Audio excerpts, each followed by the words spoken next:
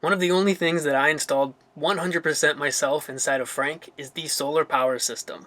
It was not easy, but I'm going to try to convince you that if I can do it, you can too. I'm going to start with the panels on the roof.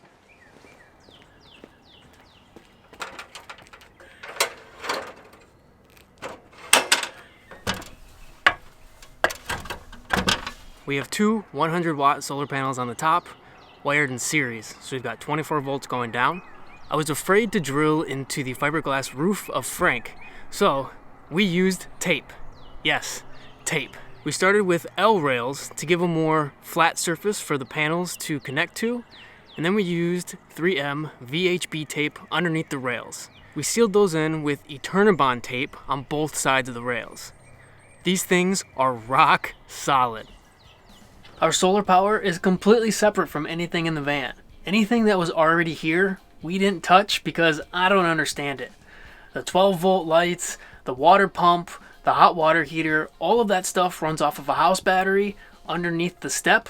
That's a regular car battery, and that is charged by the alternator as we drive. My goal with this whole system was to be able to charge our laptops and all of our equipment without having to go to a McDonald's to work. So I bought a 170 amp hour lithium iron phosphate battery, a 1000 watt pure sine wave inverter, a 12 volt fuse box, and an ePever Tracer 30 amp solar controller. We also have the 200 watts of solar on the roof. So there's a couple of things I want to accomplish in here. It's all wired, but it looks like a big old mess. Looks like an amateur did it, which is exactly what happened. While Frank was in the shop, our lithium battery died completely. The solar controller is run off of the battery. But if the battery is dead, the solar controller won't turn on, meaning the solar panels won't charge the battery. So we need to install this smart charger and charge the battery up enough to let the solar controller do its job. I'm going to wire this smart charger into the battery so that whenever we're plugged into shore power, let's say we're at a friend's house, campground, we'll be able to charge the battery from the shore power. As of right now, that's not possible. I'm also going to install this 20 amp fuse to go from the panels to the solar controller so that we can switch off the panels whenever we need to work down here. Can you kind of explain it more in a dumb way? Whenever the sun is shining, those solar panels are bringing power through those wires. That can be dangerous. Also, if the battery dies and the solar panels are still bringing electricity to the solar controller, it can damage it. So in order to stop that, we can turn off the panels through this switch. The last thing I want to install is this 150 amp fuse. This will stop any kind of catastrophic failure of the battery. And then we have these studs to hopefully clean up some of the wiring. If anything that I'm saying does not make sense, we will have all of these products and everything in the description down below, so check that out. I'm going to go on record and say that this is my least enjoyable video to film. For obvious reasons. Before installing the circuit breaker, this is how Amber and I would unplug the panels.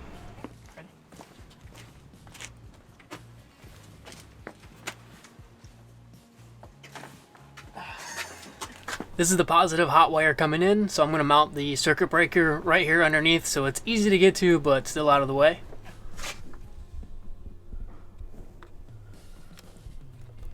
Measure twice, cut once.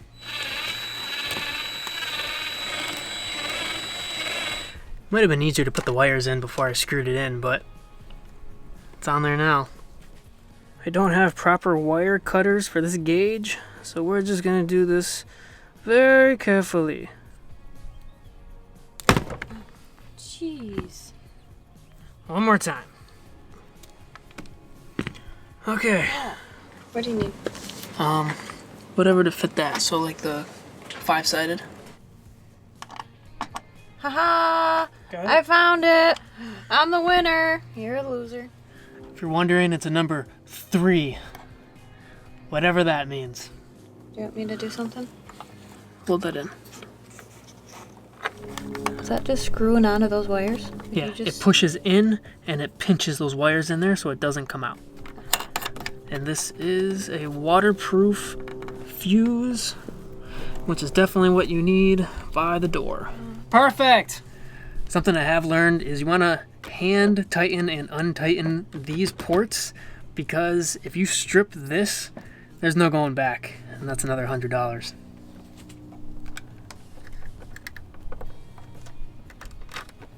I'm gonna use my baby screwdriver. Good. Oh, I put that in backwards. What's backwards? The little rubber piece. Well, we're just gonna do this all over, aren't we?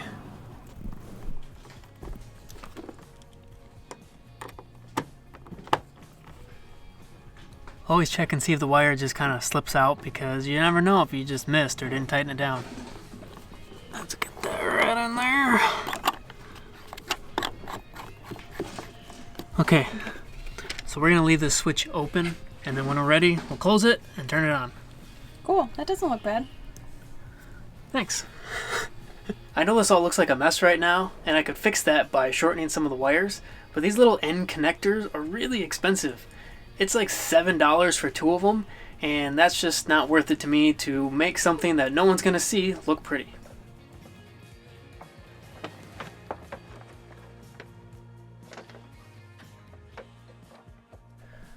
Another thing I want to explain is this shunt. The shunt measures all of the current going back to the battery. All of the black wires go on one side, and then the wire going to the battery goes to the other. This will give us a proper reading of how much energy the battery still has, just like your cell phone. It goes from 0 to 100%. My biggest challenge with this small space is the space. So I'm gonna screw these down and then just force all of the wires onto it wherever they may lie.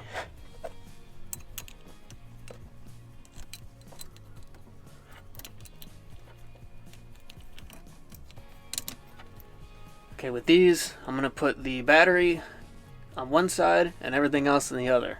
Same with this one.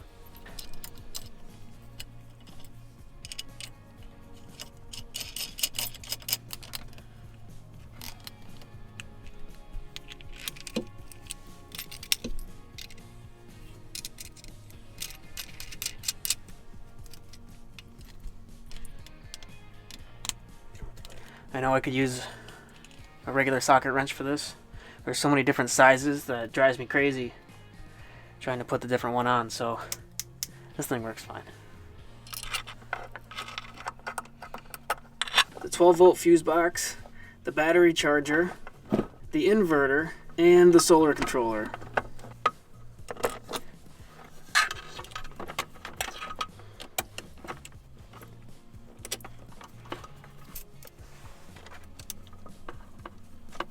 Okay, I want to note that I put electrical tape on all of the hot wires to prevent anything from dripping or touching anything that isn't supposed to be touched. I'm doing the best I can.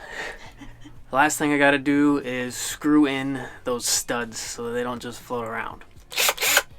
Okay, at the end of the day, I don't think that these extra studs really did anything. Originally, I had everything hooked up to the inverter, which was working just fine. So the fact that I did this to try to clean it up kind of complicated things just a little bit more, because that meant I needed to use more wire. But it moved the inverter over, which made my wife happy. So it was worth it. That is true. Beforehand, it was just floating in the middle and sticking out here. And I was like, no. It's got to go over there. This is the Shore Power plug-in. It can plug into any regular outlet, and when it's plugged in, it can power the van. This powers all of the outlets inside of Frank. The smart charger is plugged into one of those outlets. So when I plug this in, the battery should turn on and start charging.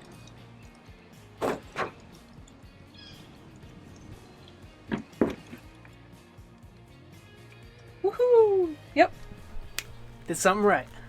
So I had this set up before, and you need to set it to 100% or 0 so that it knows what its capacity is. I'm going to let the panels recharge the battery, and once it's full, then I will set this to 100% and we'll be good to go. One of the last things I have is called an MT50. This plugs into the solar controller. This is a much more complicated version of this. However, once you start to understand all of this stuff, this is very helpful. Helps you program the solar controller to your specific configuration, and it gives you a lot more data, like wattages coming in from the solar panels and all kinds of other things. Hopefully this is the last time we have to do this.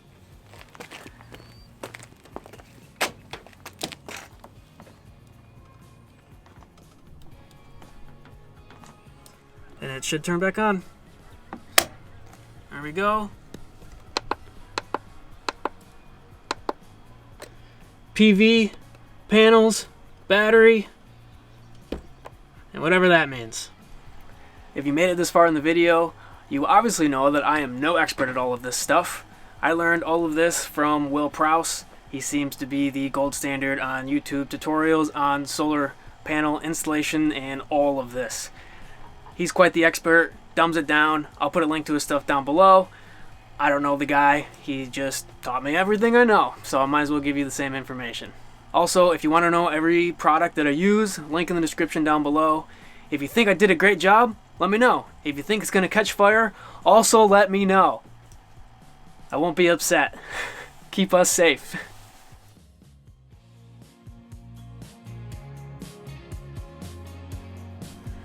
That'll do. I'm sure we'll make adjustments on the road when we figure out how to do things better, but that's what we're going to start with.